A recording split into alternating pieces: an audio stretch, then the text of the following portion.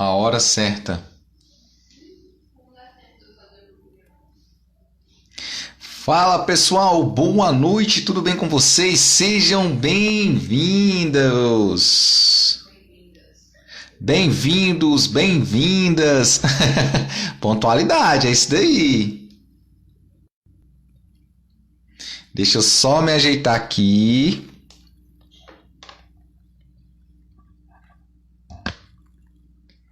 Porque hoje a live promete, hein, pessoal? Vou só me ajeitar aqui.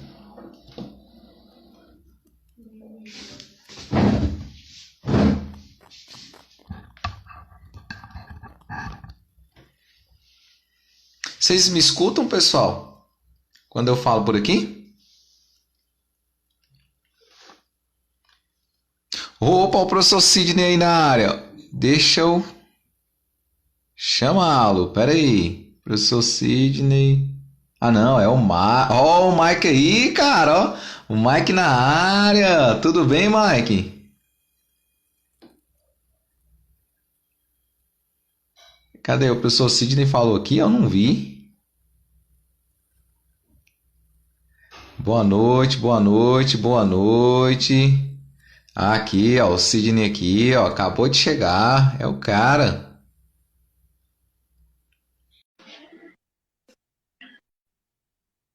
Já chamei o professor Sidney. Olha a fera chegando aí, ó, a fera aí na área, pessoal. Tá pensando o quê? Bom e bonito. Graças a Deus, bom e bonito, professor. Tá, tá dando pra ouvir direitinho? A imagem tá tudo ok? Só tá um pouco de eco. Se eu tiver algum fone aí, fica melhor ainda. Deixa eu me ver aqui agora.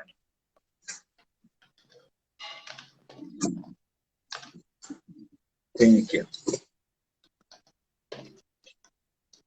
Veja se melhora, ó.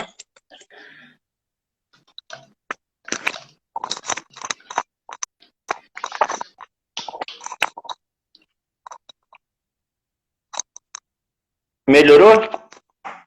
Agora fala de novo, professor. Alô, alô? Ah, sim, sim, perfeito. Só o ouro da Bahia, professor.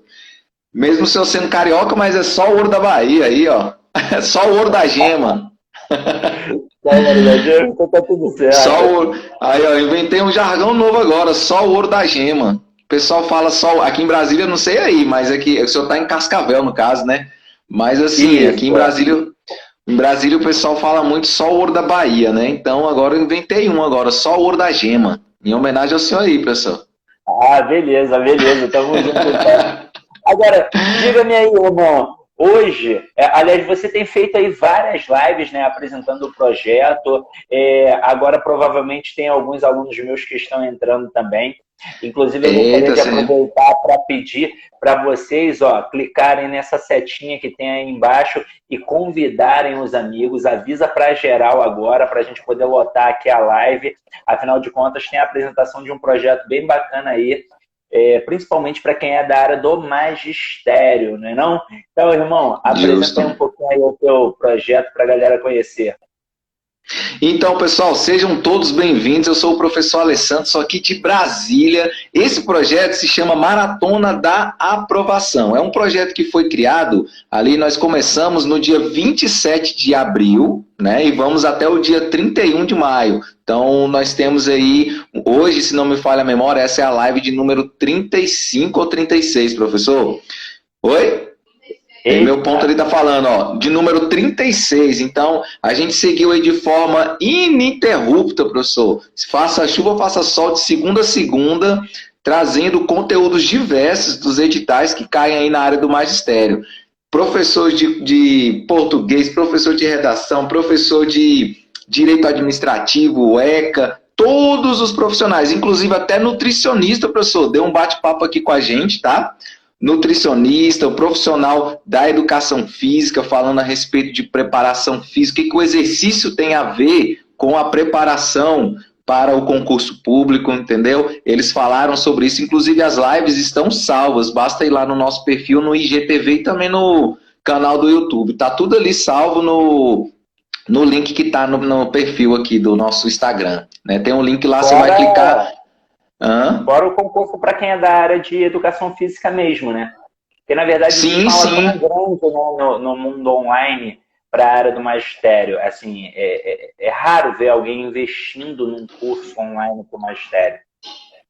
Sim, sim, é porque aqui, principalmente, Brasília nem tanto, professor, porque Brasília é a capital do concurso, né? Vamos dizer assim, tudo, o pessoal já sai da barriga da mãe, eu quero ser concursado, eu quero ser isso, eu quero ser de carreira, não sei o quê. Então tem, aqui o pessoal respira isso, né? Existem várias partes no Brasil assim, essa vontade, mas aqui em Brasília eu acho que está um pouquinho maior, né? Aflora um pouquinho mais. Aí a gente está com esse projeto, professor. Esse projeto ele vai, como eu falei, né, até o dia 31, e depois do dia 31 a gente tem uma grande novidade aí para a galera. Só que eu vou deixar para falar mais para frente, tá bom? O Beleza, projeto. então. Tamo E junto, hoje, então. e hoje, professor, esse bate-papo que a gente vai ter aqui vai ser a respeito de redação discursiva, né? Que é a área que o senhor domina aí, ó. Ai, ó, que bacana, a Josi falando aí. E hoje, professor, esse nosso bate-papo aqui vai ser voltado para a área de produção textual, né? Redação discursiva, que é uma temática, que é uma matéria que não tem como, principalmente o professor, fugir dela. Todo concurso de professor, tirando aqui em Brasília, tirando professor substituto, professor efetivo, ele precisa saber. Carreira policial, precisa saber. Carreira de tribunal, precisa saber. E nada mais, nada menos, pessoal, para quem não conhece, esse aqui é simplesmente a lenda lá do Rio de Janeiro, quando a gente fala de língua portuguesa, seja na área de redação, na área de análise sintática, na área de gramática, né, como um todo. O cara, para você ter ideia, não é qualquer dia que você conversa com um cara que tem uma coparticipação em uma gramática, entendeu? Entendeu? Não é para qualquer um assim, pessoal, fazer uma live com um cara que já produziu uma gramática, tá entendendo? Esse é o cara que pode te responder bem assim, mas professor, por quê? Tem essas 4 formas. A gente normalmente costuma responder assim, porque Deus quis. Agora não. Vocês têm a oportunidade de perguntar para o cara da gramática, tá entendendo? O cara que produziu a gramática, um dos, né? Então, professor, sem mais delongas, a live é do senhor, fique à vontade. Então, beleza, vamos lá. Já que o foco é produção textual, é importante para o aluno iniciante ainda entender que a redação nada mais é do que uma interpretação ao contrário. Tudo aquilo que você busca num texto para poder entendê-lo, você deve colocar na sua produção textual. Por exemplo, se você pega um texto narrativo, obviamente você quer entender. Então você vai fazer as famosas 4 perguntinhas do texto narrativo.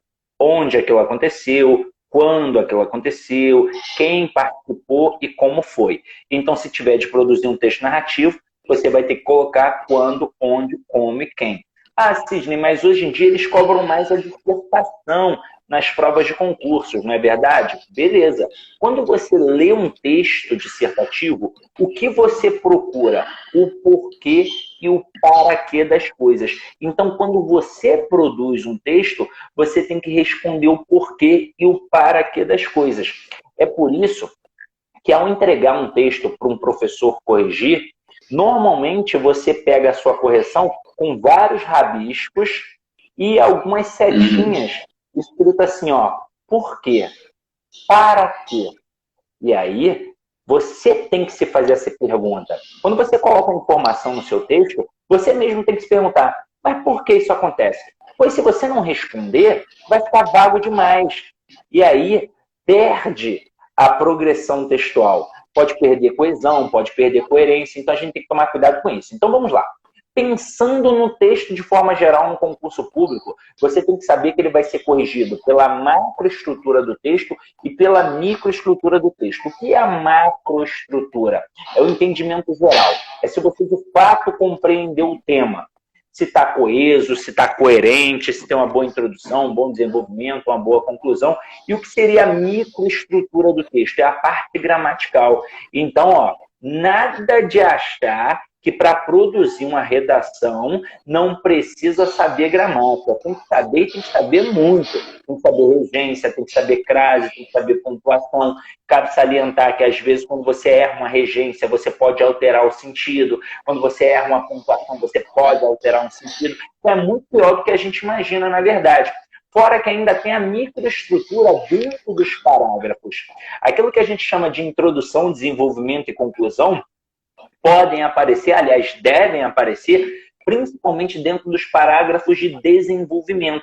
É por isso que é uma estrutura muito comum, todo parágrafo de desenvolvimento apresentar 3 períodos. O primeiro como se fosse o início, o segundo como se fosse o meio, e o terceiro como se fosse o fim, ou seja, uma introdução, um desenvolvimento e uma conclusão. E aí como é que funciona? Você coloca o argumento, mostra porquê daquele argumento e depois você conclui a partir da sua demonstração. Então vamos lá. Antes de começar a brincadeira, as dicas que eu vou dar aqui, elas servem, na verdade, não só para quem está começando, mas para quem já está na pegada aí há muito tempo. E às vezes enfia os pés pelas mãos, se enrola. Cara, deixa eu te fazer uma pergunta antes de continuar. Eu sempre quis fazer esse negócio que você acabou de fazer. Eu não faço a menor ideia de como é que faz isso. Como é que você faz isso? Aí? Ah, tá. Se eu termina de escrever e clica 2 vezes, aí vai aparecer lá, fixar comentário, você aperta sim. Aí fica fixado. Mas antes de postar, né? Antes de enviar, né? Isso, antes de... Não, você vai chegar e enviar. O comentário vai subir, só que aí você vai, seleciona o comentário, clica 2 vezes nele e vai lá fixar conteúdo. Ou fixar comentário. Boa, gostei desse negócio, ó. Gostei desse negócio. Então vamos lá, voltando aqui. A gente tem que entender que para produzir um bom texto, a gente de fato tem que praticar. Não adianta você aprender técnicas comigo ou com qualquer outro professor se você não colocar em prática. Eu trabalhei durante muitos anos em cursos presenciais no Rio de Janeiro. E aí aconteciam alguns equívocos dos profissionais da área da educação. Principalmente a galera que quer fazer prova para a educação infantil. Mas isso foi mudando com o tempo. O que acontecia no início? Primeiro que a galera desprestigiava a parte de língua portuguesa e a parte de matemática, quando tinha no concurso, né? E só queria estudar a parte de pedagogia. Caraca, isso é um maior tiro no pé que você pode dar. Até porque, praticamente, é a única matéria que você, de fato, deveria ter domínio pleno já. E todos os outros concorrentes vão ter um domínio pleno. Agora, nas básicas, no português, na matemática, aí é que está o diferencial. E não é só na parte do magistério. Isso em qualquer certame, em qualquer concurso. Que você vai encarar um concurso de segurança pública, todo mundo vai ter aprovado. O cara que manda bem na língua portuguesa, o cara que manda bem na informática. E a mesma coisa acontece em tribunal, a mesma coisa acontece na área da saúde, portanto, também acontece na educação. Então, primeira coisa, privilegiar todas as matérias. Pensando em língua portuguesa, ela é importante não só porque cai na parte de língua portuguesa. Você vai ter um texto e isso ainda vai ser muito relevante. Fora que ainda vai te auxiliar para conseguir identificar enunciados das outras matérias. Então, às vezes, quando alguém coloca, a questão do letramento e a questão da alfabetização, e aí vai fazer uma distinção, uma diferenciação. E aí na sequência do texto coloca este e aquela. Não, a alfabetização e o letramento. Aí vai colocar este e aquela. Aí fica fácil porque tem a questão do masculino e do feminino. Mas o avaliador, ele pode enrolar. Ele pode falar assim, o processo de letramento e o processo de alfabetização. Aí ele ferrou você. Porque ele vai trabalhar com este e aquele, e aí você vai ficar meio perdido, sabendo que o este faz referência ao mais próximo e o aquele faz referência ao mais distante. Então, ó, a língua portuguesa tem que ser estudada sempre. Agora, voltando para o texto. Uma coisa muito importante é que a gente tem que ser simples. O concurso público não exige que a gente invente muita coisa. Na verdade, ele quer que o texto seja claro, objetivo, para ser entendido. Então, tem algumas máximas de grandes escritores que são relevantes para a gente. O Drummond diz que escrever bem é cortar cortar palavras. Isso Cortar serve para palavras. qualquer situação. Vamos lá, quando você vai encarar uma prova que tem redação, teoricamente, qual é a primeira coisa que você vai fazer na tua prova? É a redação. Pensando em questão de tempo e até mesmo em questão de autoestima, se você parar para pensar. Vamos supor que você invente de deixar a redação lá para o final e sobrem 30 minutos. Nossa. Você vai fazer um texto? Você até vai fazer, mas dificilmente você vai conseguir ter tempo para passar para a folha definitiva. Então, o que você vai ter que fazer? Direto na folha definitiva. E todo texto de primeira vem repleto de erros, de qualquer um. Se eu pegar para fazer um texto de primeira agora, ele vem com erro. Só para vocês terem noção, a gramática do Bechara, a primeira edição, passou por 9 edições e ainda assim veio com erro. Então, assim, é normal ter o erro. Então, é por isso que a gente tem que fazer primeiro na folha de rascunho para depois passar limpo para a folha definitiva. Então, qual é a técnica? Você chegou lá, abriu o caderno de provas, vá direto para a redação. Faça a sua redação. Terminou a redação, vai passar limpo? Não, porque você ainda não conseguiu se distanciar ao ponto de enxergar os próprios erros. Então agora você vai para a prova objetiva. E aí tem que ser esperto. Você tem que começar pela matéria que você mais sabe. Geralmente a primeira matéria que aparece é a língua portuguesa. Mas e se você não for tão bom assim em língua portuguesa? Não faça a primeira língua portuguesa. Vá para a matéria que você mais domina. Pois se você começar com a matéria que de fato você não domina, você também pode dar um tiro no pé. Você pode pegar a primeira questão e errar, pode pegar a segunda questão e errar, pode pegar a terceira questão e nem entender o que ela está falando. Aí o que você vai fazer? Você vai se teletransportar negativamente. Você vai começar a pensar assim, poxa, não valeu a pena ter gastado tempo e dinheiro. Olha o verbo que a pessoa emprega, o verbo gastar. E aí nesse momento o cara perde a prova. Porque ele fica tão abalado psicologicamente que a autoestima dele vai lá embaixo, ele perde a confiança. E um camarada sem confiança, ele não consegue, ele não vai fazer uma boa prova. Agora, se ele começar pela matéria que ele mais sabe, ele vai pegar a primeira questão, vai acertar, vai pegar a segunda questão, vai acertar, vai pegar a terceira questão e também vai acertar. E aí, nesse momento, o que acontece com ele? A autoestima vai lá em cima, porque ele pensa assim, valeu a pena ter investido tempo e dinheiro.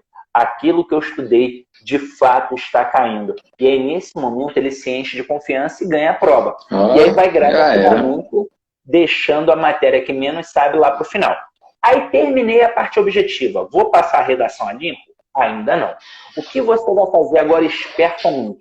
Você vai pedir para ir ao banheiro ou para beber uma água, para dar uma levantada, mas parecido, uma relaxada. Afinal de contas, você vai ficar ali pelo menos 2, 3 horas na mesma posição.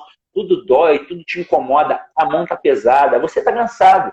Vá dar uma relaxada. E quando voltar, você vai passar a redação a limpo. E agora você vai utilizar uma estratégia que eu uso não só para a redação, mas também para a interpretação do texto, que é a leitura em voz alta.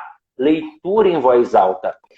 Quando você pega o seu texto e faz uma leitura mental,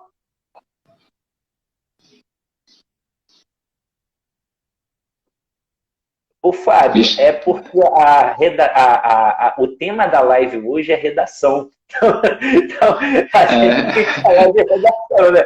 Então, assim, o tema hoje é discursiva. A redação é a parte discursiva da prova, tá? Então, vamos lá, ó. Então, quando a gente volta e tem que passar a redação a limpo, o que a gente vai fazer? A gente vai fazer uma leitura em voz alta. Pois quando você faz uma leitura mental do seu próprio texto, você não consegue enxergar os próprios erros. Então você vai reproduzir. Agora, quando você pega o texto e começa a fazer uma leitura em voz alta, você percebe as pausas e as entonações do texto, percebe que repetiu várias vezes a mesma palavra. O Drummond não acabou de dizer que escrever bem é cortar palavras? Então, se você repetiu várias vezes a mesma palavra, você tem que cortar. Pois na fala eu posso várias vezes repetir o mesmo termo, não causa estranheza. Mas na escrita, se eu repito, eu demonstro pobreza de vocabulário. Então, vou ter que utilizar os elementos coesivos, como sinônimos, elipses, pronomes. Às vezes, haverá estruturas truncadas, estranhas. Você vai olhar e vai achar assim, nossa, tá estranho isso daqui. E aí, se está estranho para você que produziu o texto, imagina para o avaliador. E às vezes é uma bobeira, gente. É um ponto mal colocado, uma vírgula mal colocada, uma palavra ou expressão que estiver complicada. E aí o que você faz? Você simplesmente reescreve. Josi, deixa eu te dar uma dica. Eu acho que ela está só confirmando, isso é uma verdade. Essa técnica, ela não serve apenas para a redação, ela serve inclusive para o texto. Quando você vai ler um texto e meio que não consegue entender, geralmente a gente não entende porque a leitura é dispersiva. Quem já fez concurso público sabe que isso acontece. Você pega um texto de 30 linhas, começa a leitura e lá pela linha 7 você começa a dispersar, a pensar no papagaio, no periquito, no feijão que deixou no fogo, no namorado, na namorada. E aí, irmão, na marra vai até o final do texto, mas fica com aquela sensação horrorosa de não ter entendido o tema central do texto. E aí você tem duas opções. Ou vai para a prova sem ter entendido o texto, particularmente acho até a melhor opção, porque você vai fazer primeiras de gramática, depois volta para tentar entender o texto, ou parte para a segunda leitura imediata. O problema é quando não entende, né? Porque aí você leu 2 vezes e não entendeu. Agora, só para explicar muito bem, quando eu falo numa leitura em voz alta, eu não falo com esse tom de voz aqui não, gente. Eu ia falar isso agora. Eu não sei se vocês sabem, mas o gago, ele só gagueja porque pensa muito rápido e o aparelho fonador não acompanha. Em que momento o gago não gagueja? Quando ele canta. Pois na hora do canto tem o quê? As pausas e as entonações, que o pensamento não viabiliza. Quando você apenas faz uma leitura mental, ela é fluida, ela é sem ponto, ela é sem vírgula, ela é sem entonação. E isso dificulta a compreensão do texto. Isso para qualquer um. E isso não é só na prova, não. Se você pegar um livro para ler, você já devem ter passado por essa situação. Leu a primeira página do livro, passou para a segunda e ficou, meu Deus, eu acabei de ler o quê? Aí você tem que voltar e ler a primeira página de novo. E aí um texto de, sei lá, 50 páginas que você talvez faria a leitura em 1 hora, você fica 5 dias lendo. Então, essa técnica da leitura em voz alta, ela é imprescindível. Ela tem que acontecer. Porque aí você compreende bem o texto do outro e o seu. Então, aparamos aí as arestas. Por isso é importantíssimo ter o quê? A hora da revisão, a hora ali do rascunho. Agora, a segunda máxima é de um escritor francês chamado Paul Valéry. Ele diz assim, entre 2 palavras, escolha a mais simples. A gente acha que aprender palavras difíceis é legal para inserir no nosso texto. E isso pode acarretar um problema de quebra de ritmo, porque o seu texto ele tem que ser simples. Ah, mas não pede o padrão culto da língua? Sim, pede o padrão culto da língua, mas não padrão erudito da língua. Eu vou citar uma situação que aconteceu comigo quando eu tinha lá, sei lá, uns 17 para 18 anos, quando eu fazia pré-vestibular. Faz tempo, tá? Foi na época da novela Rock Santeiro. Olha o professor Gustavo aí. Fera de redação, fera de redação. Ele é o cara. Aí eu estava vendo aquela novela do Rock Santeiro e tinha um professor de língua portuguesa que virava lobisomem. Ele estava entrando num quarto e aí havia uma mulher trocando de roupa e ele saiu desesperado e ela foi atrás dele perguntando o que houve, professor. Aí ele disse assim, 1000 perdões, senhora. Estou deveras abishornado. Eu falei, meu Deus, o que é abishornado? Fui lá pesquisar. Era nervoso ou envergonhado. Aí qual foi a ideia de gíria que eu tive? Vou colocar na minha redação e vou conquistar o 10, né? Vou conquistar o 10. Pronto, acabou. Eu não lembro nem qual foi o tema. Eu só sei que deu um trabalho danado conseguir colocar deveras abishornado, mas eu consegui ir lá no meio da redação. Aí quando veio a correção, para minha surpresa, não veio o almejado 10, e aí o abishornado veio envolvido e um ponto de interrogação assim grandão. Na hora eu fiquei chateadíssimo, porque eu pensei, caramba, minha professora da banca da UFRJ não sabe o que é abishornado? Depois eu mesmo pensei, nossa, temos quase 500 mil palavras na língua portuguesa. Ninguém é obrigado a saber 500 mil palavras. Mas por que ela não foi ao dicionário, assim como eu? Mas ela me colocou no meu devido lugar. Filho, vem cá, olha o seu texto. Ele está todo simples, e tem uma palavra erudita. Isso já é uma quebra de ritmo. É como se você estivesse na MPB e fosse para o funk do latino. Segunda coisa, você acha que esse corretor vai corrigir quantas redações? Só a sua? Não, ele vai corrigir várias. Ele ganha por correção. Então, se ele olhar e não entender o que está ali pelo contexto, ele jamais vai achar que o erro está nele. Ele vai achar que o erro está em você e você vai perder em coesão e coerência. Ele jamais vai pegar um dicionário para ler. Isso fere o princípio da eficiência. É por isso que a gente tem que ser objetivo, claro, conciso. E aí a terceira dica é de um escritor chamado Ezra Pound. Ele diz que a ignorância se manifesta no uso de palavras demasiadas. E essa agora, para mim, é essencial para o que eu observei durante 17 anos dentro de salas em preparatórios para concurso. O que acontece com a galera quando vai estudar redação? A maioria, olha, se você é esse cara, essa mulher agora que eu vou falar, deixe de ser. A maioria não quer aprender. A maioria só quer passar na prova. E não é assim que a banda toca, não. Você tem que aprender. O que eu observava? O cara não queria aprender redação. Ele queria que alguém colocasse uma redação para ele, ele copiasse, botasse no bolso e pensasse assim, vai cair essa redação aqui. Ele levava, copiava, ele decorava, não sei o que, ele não entendia nada do que estava escrito ali. Mas ele achava que aquilo ali ia cair. Cara, mesmo se cair igual o tema, ainda assim o teu vocabulário não é igual do professor que colocou lá e o teu conhecimento acerca do assunto também não é igual. E aí imagina, foge um pouquinho só, mas não é muito não, foge um pouquinho só. Já era. Então o ideal é aprender. E aí depois que você aprende todas as técnicas de produção textual, tem a parte mais importante, que é colocar em prática. Eu tive umas turmas de redação durante um tempo e aí o aluno ganhava a correção da redação. Olha que parada bacana. Ele não tinha só a aula, ele tinha a aula e a correção. Aí uma turma de 50 alunos, sabe quantas redações eles tinham direito? Eles tinham direito a 4 redações corrigidas no período de um mês. Havia 2 aulas por semana, uma aula só de técnicas, outra aula de práticas, e o aluno tinha direito a 4 redações corrigidas no mês. Sabe quantos alunos da turma de 50 me entregaram as 4 redações? 3 alunos. 47 alunos não entregaram as 4 redações. E pasme, sabe quantos alunos de 50 não me entregaram sequer uma redação? 40. Ou seja, 7 fizeram 2, 3, uma redação, 3 fizeram as 4 e 40 não fizeram.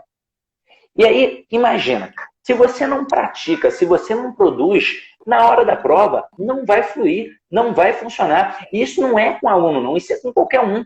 Se o professor, por exemplo, para de produzir, ele também sente dificuldade. Então, a prática é fundamental para a excelência na produção textual.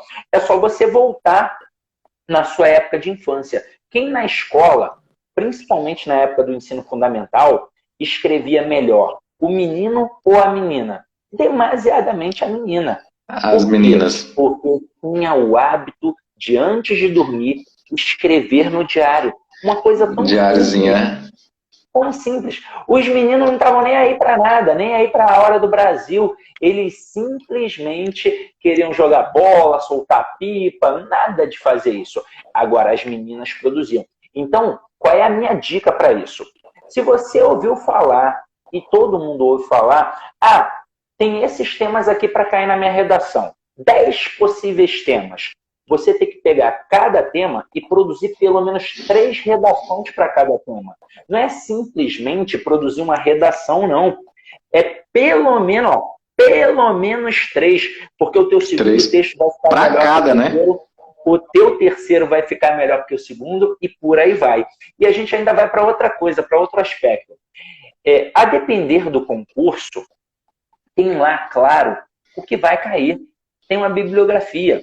Por exemplo, na prova de magistério, é muito comum eles colocarem lá os aspectos relacionados à educação. Inclusive, é muito comum eles colocarem onde vocês vão achar isso.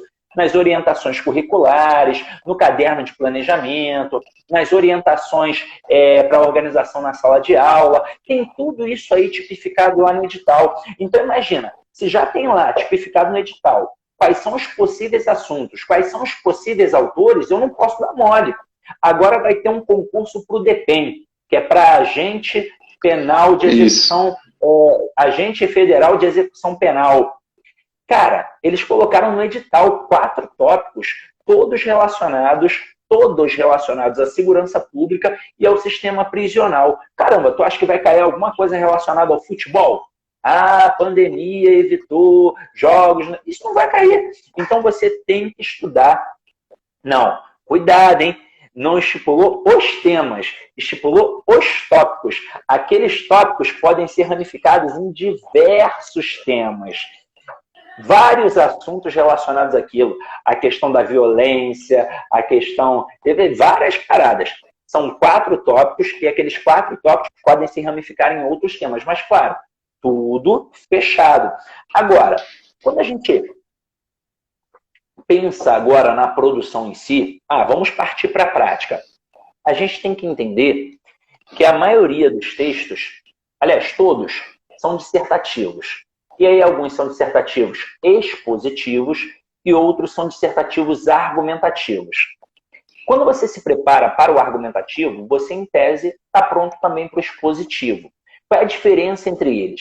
A diferença é que o texto dissertativo argumentativo obrigatoriamente tem que ter introdução, desenvolvimento e conclusão.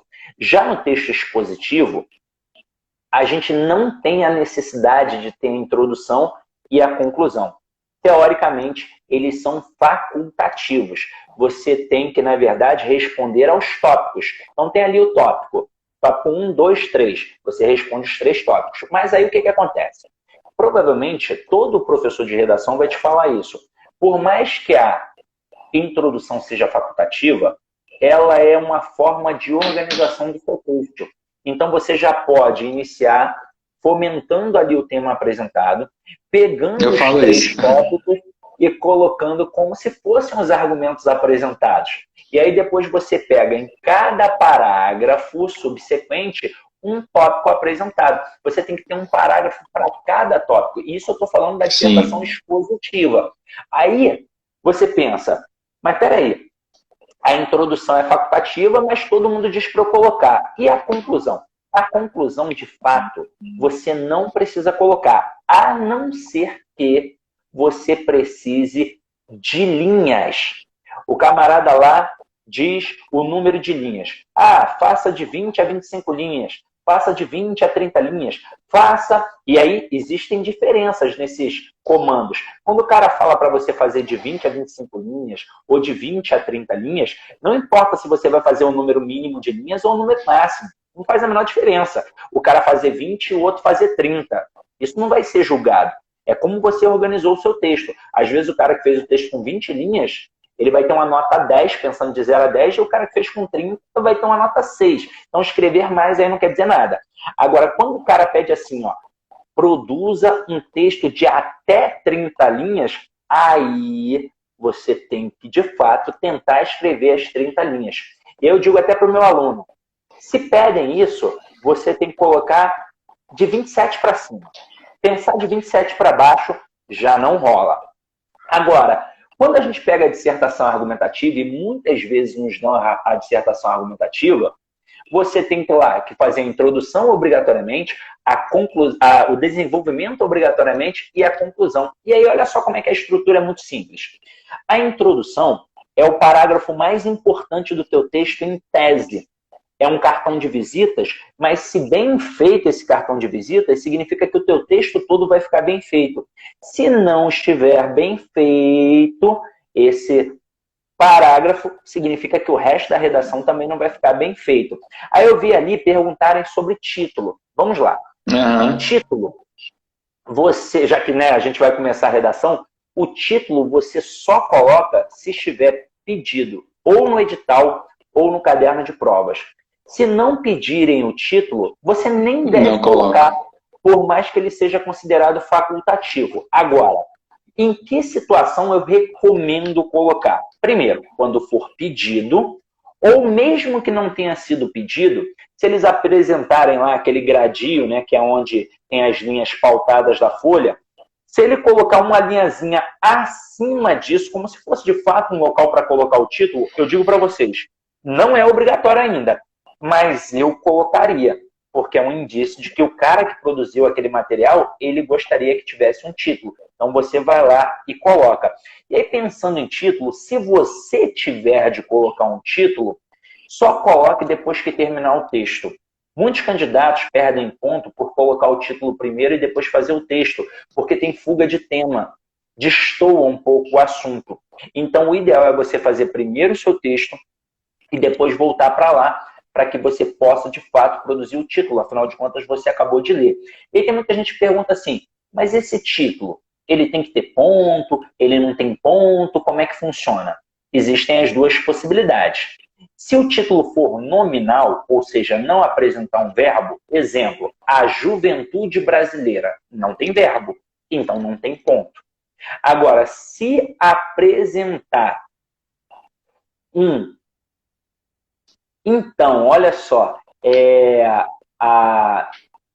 acho que alguém colocou ali, se na expositiva tem que apresentar conclusão. Tem que apresentar, não tem. Por exemplo, você pode conversar com qualquer pessoa que já tenha sido. É muito comum que hoje em dia o Sebrasp pede isso. É muito comum, por exemplo, eu vou citar dois professores que são meus amigos e que foram durante algum tempo corretores do Sebrasp. O Curirim, o Paulo Curirim, e o próprio Gustavo. Ele foi corrigiu redação no Sebrasp durante muito tempo. O que acontece? Não conta para ponto, nem a introdução, nem a conclusão. Por mais que você faça uma conclusão, por mais que você faça uma introdução, para o texto positivo não vai contar. Então, às vezes, você corre o risco, na verdade, de perder...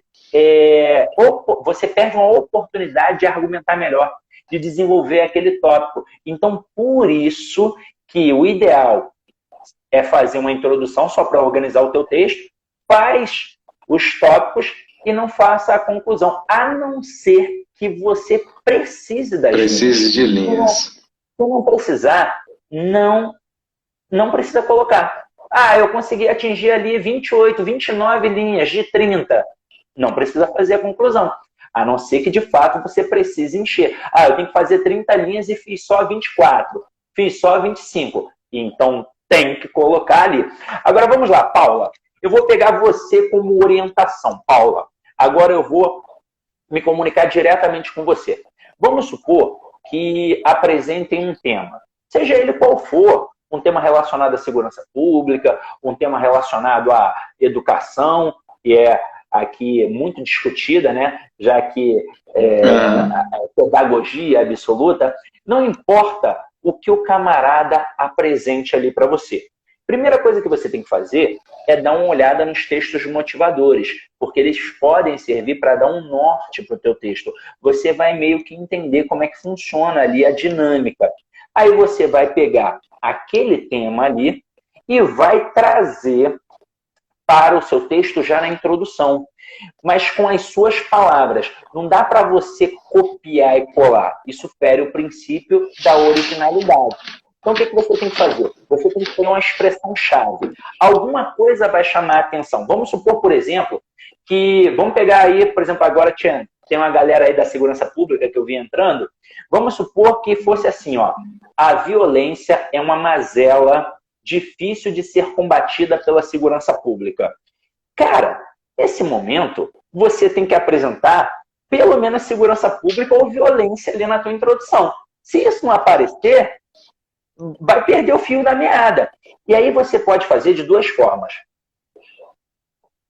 Basicamente, todo tema de redação traz algum tipo de problema, traz uma mazela. Eu não conheço nenhuma redação até hoje que tenha trazido alguma coisa legal, né? Alguma coisa muito bacana.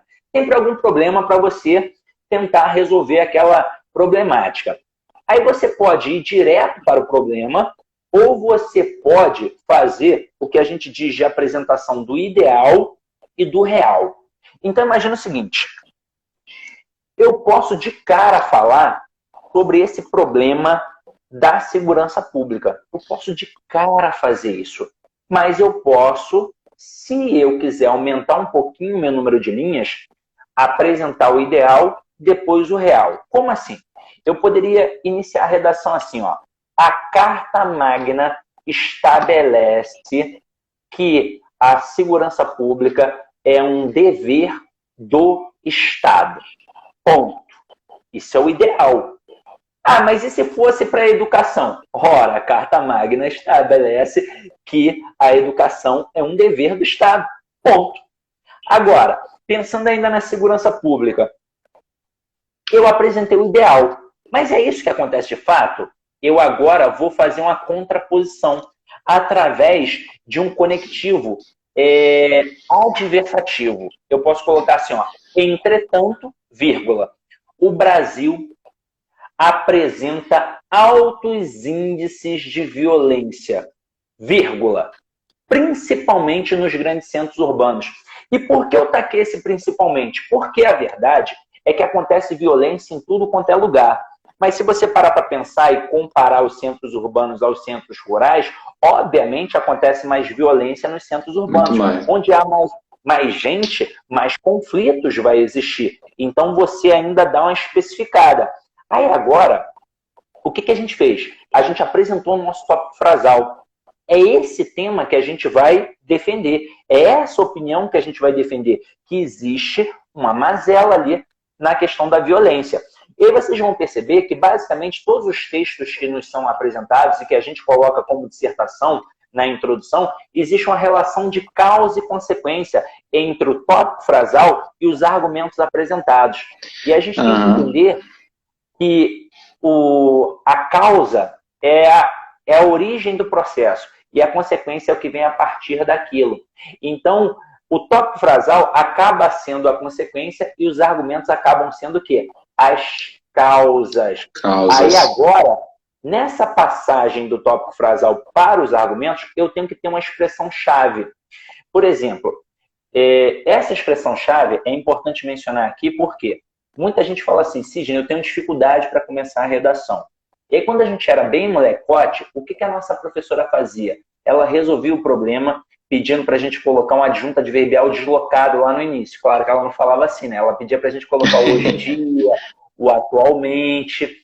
E aí parecia um passo de mágica. A gente pegava confiança e danava a escrever. Mas hoje isso é clichê. Na verdade, virou clichê há muito tempo. Se você parar para pensar, todo mundo escrevia assim, fora que é redundante de fato. Porque se você vai falar sobre alguma coisa relacionada à atualidade, é óbvio que é sobre hoje em dia. Agora, há mais ou menos uns 10 anos, os professores de concurso, principalmente com o advento da internet, eles começaram a ensinar um outro processo. Eles passaram a dizer assim, não coloque o hoje em dia o atualmente, mas coloque a notório que, sabe-se que, é de conhecimento geral que, lá no início da redação. Isso veio de onde? É consenso que... Isso veio de um livro chamado Comunicação em Prosa Moderna, do Otton Moacir Garcia, que é estudado nas faculdades de letras e nas faculdades de comunicação social. Pô, sensacional. Na época foi assim, pá! Só que o texto evolui. Então, aquilo que era o clichê do passado e foi substituído, continua clichê, mas o substituto virou clichê também.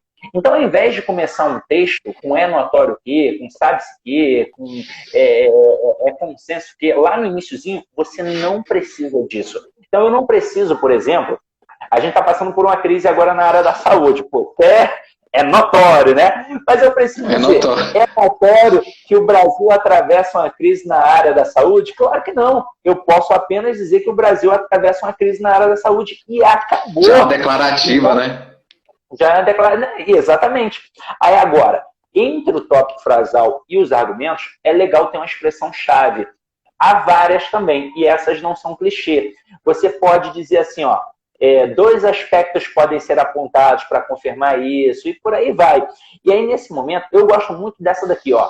eu ainda faço uma floreada para aumentar o número de linhas. Ó, dentre tantos fatores que legitimam tal assertiva, vírgula, destacam-se 2 pontos. Essa vírgula é obrigatória, porque é de uma estrutura deslocada. Esses 2 pontos são facultativos, mas eu coloco para mostrar para o avaliador que eu tenho noção de pontuação. Que eu tenho técnica, né? E por que esse verbo está no plural? Porque você provavelmente vai apresentar 2 ou 3 argumentos. Você não vai apresentar um argumento. Você não vai fazer uma redação de 3 parágrafos se for uma dissertação argumentativa. Você vai fazer de 4 ou 5. O que eu falo para o meu aluno? É melhor fazer logo de 4. Porque ele vai terminar mais rápido. E ele tem a possibilidade até de desenvolver mais o argumento dele. Então, coloca ali 2 argumentos. Por exemplo, pensando na questão da segurança pública aí que eu apresentei, eu poderia colocar o tráfico de drogas como uma das causas para esses altos índices de violência e poderia colocar a ineficiência do poder público, o descaso das autoridades. E aí, nesse momento, eu já apresentei 2 argumentos. Significa que a minha redação terá 4 parágrafos, o primeiro de introdução, 2 de desenvolvimento e o último, obrigatoriamente, o de conclusão.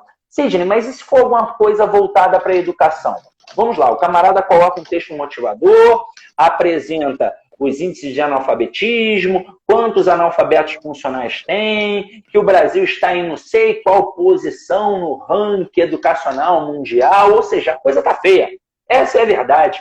Então, mais uma vez, o que eu posso fazer? Aquela mesma estrutura. Eu posso ir direto para o tópico, ou então apresentar o ideal e depois o real. A Carta Magna estabelece que a educação é um dever do Estado. Entretanto, o Brasil atravessa uma grave crise na área da educação. Pronto, bem simples assim. Depois você reformula, faz melhor. Dentre tantos fatores que legitimam tal assertiva, vírgula, destacam-se 2 pontos. Aí você pode falar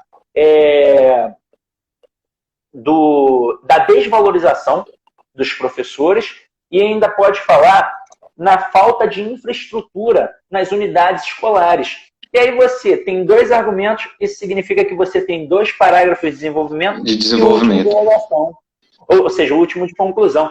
O que eu estou querendo dizer com isso? Que quando você faz a tua introdução, você basicamente acaba o texto, porque você norteia quem vai ler.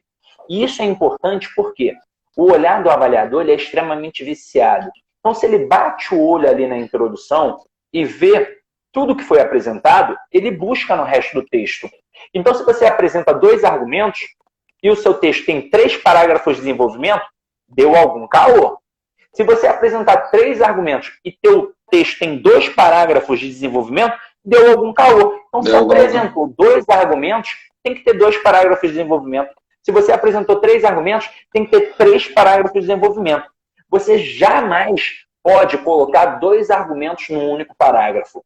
Vai ficar superficial demais. E você jamais pode colocar um argumento em 2 parágrafos. Vai ficar prolixo demais, você vai encher linguiça. Então, obrigatoriamente, para cada argumento apresentado, tem um parágrafo só para ele. Aí, muita gente pergunta assim, mas e aí? O que eu faço agora? Ora, esperteza. Você não pode apresentar argumentos com os quais você não tenha familiaridade. Por exemplo, se você não domina nada sobre o tráfico de drogas, como é que você vai apresentar o tráfico de drogas? Se você nunca leu nada sobre a valorização ou desvalorização dos profissionais da educação, como é que você vai falar sobre isso? Então você tem que apresentar argumentos com os quais você tem familiaridade.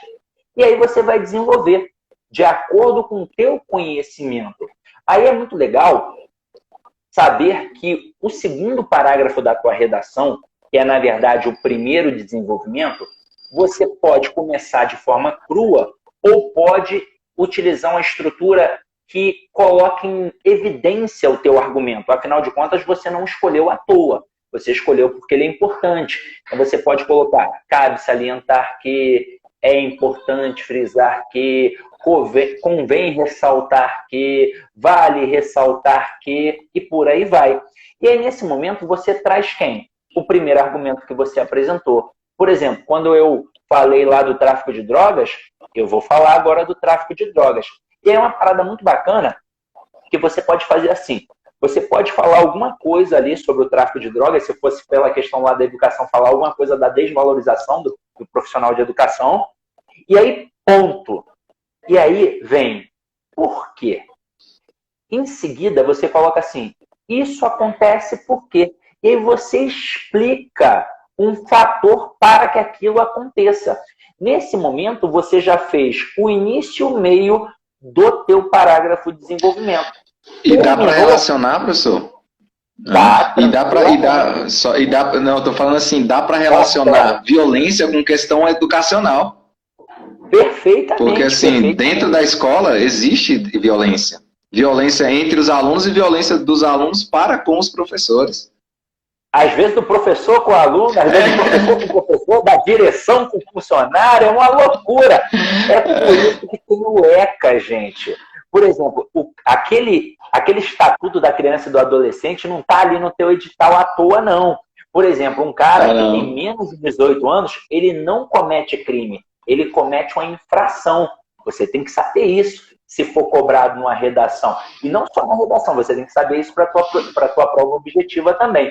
Agora, falei de 2 períodos aí. Aí eu taco um ponto e coloco uma expressão conclusiva, porque eu vou fazer o arremate do meu parágrafo. Lembra que eu falei que existe uma microestrutura dentro do parágrafo, como se fosse uma introdução, um desenvolvimento, uma conclusão?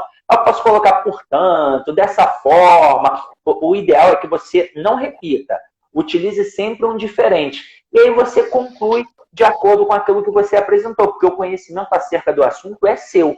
Agora, quando você passar do segundo parágrafo do texto para o terceiro, ou teoricamente o primeiro de desenvolvimento para o segundo desenvolvimento, pode ser que apareça ali uma relação semântica, ou de soma ou de oposição.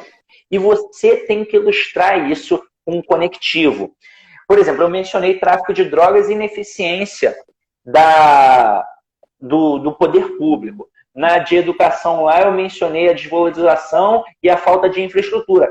São valores que se coadunam, que comungam entre si. Então, provavelmente, vai rolar uma relação de soma. Então, o que eu faço? Eu coloco um além disso, vírgula, e produzo o texto. Se aparecer uma relação de oposição, eu coloco um por outro lado, e produzo o texto. Aí tem gente que fala assim, mas Sidney, peraí, e o número de linhas que eu vou colocar em cada parágrafo? Ué, vai depender do número de linhas que vão apresentar para você no texto, lá na prova. O ideal é que você produza mais ou menos o mesmo número de linhas em cada parágrafo, para ficar uma boa apresentação visual.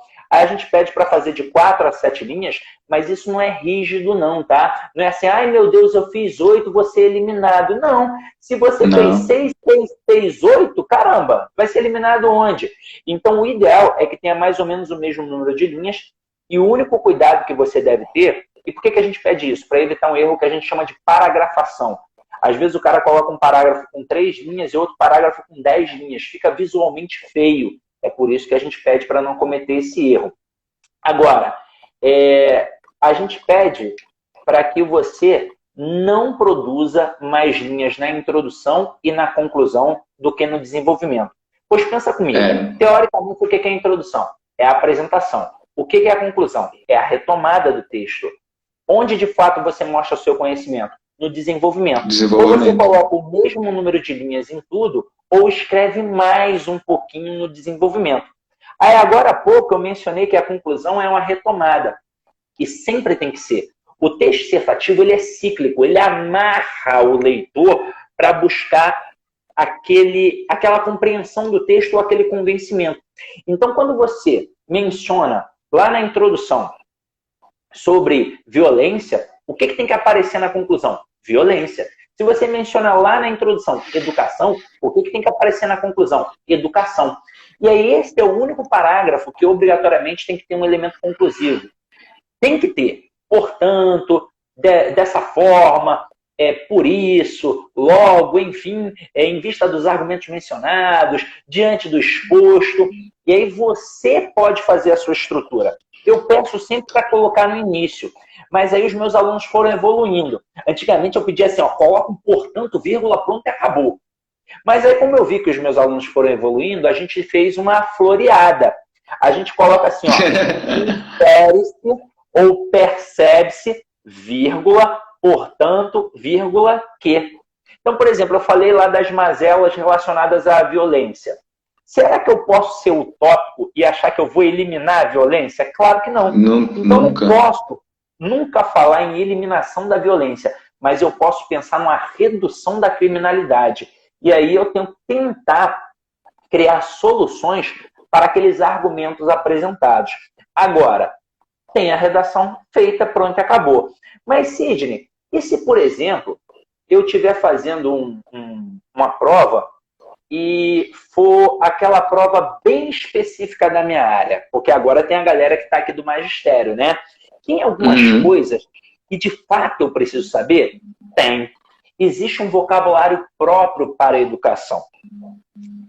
Né, meu companheiro? Tem coisas que a gente tem que evitar. Então, por exemplo, eu não posso colocar na minha redação aluno educando e muito menos menor, se for, por exemplo, um concurso voltado para a área da educação infantil. Educação infantil. Eu não vou colocar aluno, eu não vou colocar educando, eu não vou colocar menor. Eu vou colocar bebês, crianças, pequenos, meninos. Eu não vou usar o verbo estimular. Em troca do estimular, o que eu vou usar? O incentivar, o orientar, o favorecer, o propiciar. Eu vou evitar a expressão sala ou sala de aula. E aí o que eu vou colocar? Ambientes, sala de agrupamentos, sala de turmas, só sala solto ou só sala de aula, não dá. Eu não vou usar aquela expressão que era muito comum lá no passado, quando a gente era... Na nossa época era assim, percepção visual, coordenação motora fina, né?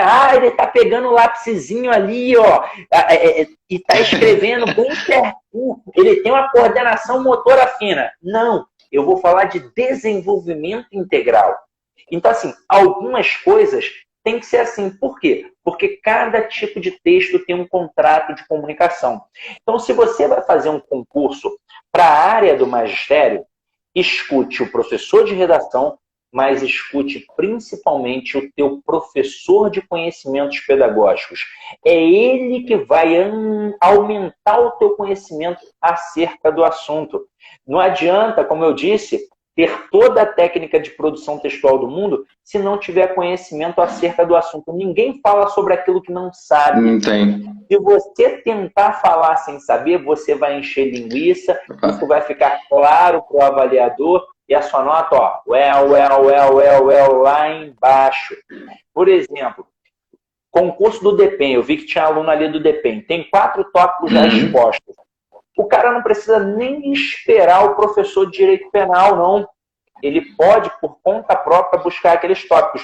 Mas é claro que a aula do professor de direito penal, que vai apresentar a lei de execução penal, é extremamente importante, porque vai dar o quê? Base, conteúdo. Então você junta as técnicas de produção ao conteúdo. E claro, tem que levar em consideração também a parte gramatical. Um texto cheio de erros ortográficos não vai pegar bem, tá? E quando você produz, pratica bastante, você vai evitando e aparando esses erros cada vez mais. Ou seja, quanto mais você escreve, melhor fica o seu texto. Eu ouso dizer que quando eu tinha 20 anos e estava na faculdade, eu escrevia muito melhor do que hoje. Porque lá eu escrevia mais, né? Pô, demasiadamente, né? Hoje não. Hoje eu escrevo quando eu quero, ou quando posso. Lá não, eu era obrigado a escrever todo dia, então produzia muito. Cara, eu nem sei quanto tempo a gente tem de live, porque eu falo muito, né? Professor, Agora já a gente falta só um minuto para a live cair, professor. Eu quero só agradecer. Caraca, o tempo passou voando, professor. Caramba. Vamos marcar aí, se Deus quiser, outras oportunidades. Eu agradeço mesmo. Assim, a live eu já adianto aqui para a galera, vai ficar salva. Eu vou também disponibilizá-la no canal do YouTube. Vai cair em 30 segundos. Quem puder, tira um print aí da gente. Deixa eu tirar o print aqui nosso, professor. Eita, ferro, peraí. E posta lá e marca a gente que a gente reposta de volta, tá? Então, de bola, professor, show de bola. Galera, assistam. Quem não estiver seguindo o professor Sidney, siga-o. E quem não estiver me seguindo, siga aqui o perfil, por gentileza.